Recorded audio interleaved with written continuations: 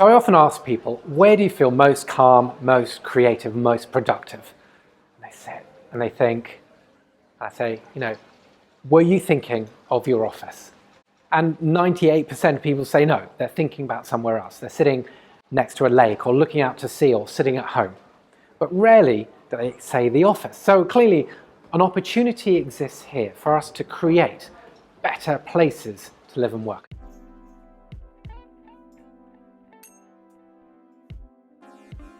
For a long time, I was interested in how we use basic resources like gas, water, and electricity, a very carbon-centric approach to sustainable design. But increasingly now, I've become more interested in more human-centered elements, such as health and well-being, and in particular, biophilic design. Biophilia means a love of nature and is a subject that was first popularized by the American psychologist Edward O. Wilson back in the 1980s, when he recognized society's departure away from rural dwelling and moving towards the cities and the many psychological problems that was starting to bring. So as a result, biophilic design is how we use elements of this in design to create a stronger human connection with nature and natural processes. In offices where biophilic design elements exist, people report a 15% higher level of well-being. So they say they're feeling better. As a result, they're probably going to be more engaged and more productive. In fact, they're going to be 6% more productive and 15% more creative.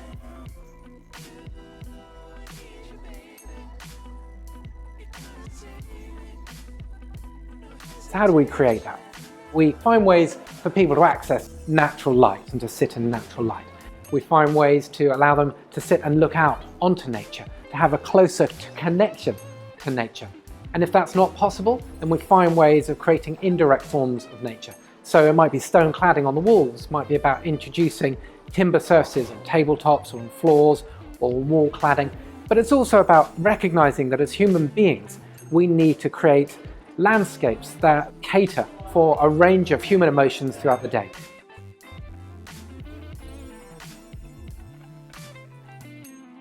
There are three key aspects to introducing biophilic design. Firstly, it's about a direct connection to nature. So it's things like a connection to water, to natural light, to views onto greenery. Secondly, it's about those indirect connections. When we live and work in urban areas, we very often don't have good access to real forms of nature.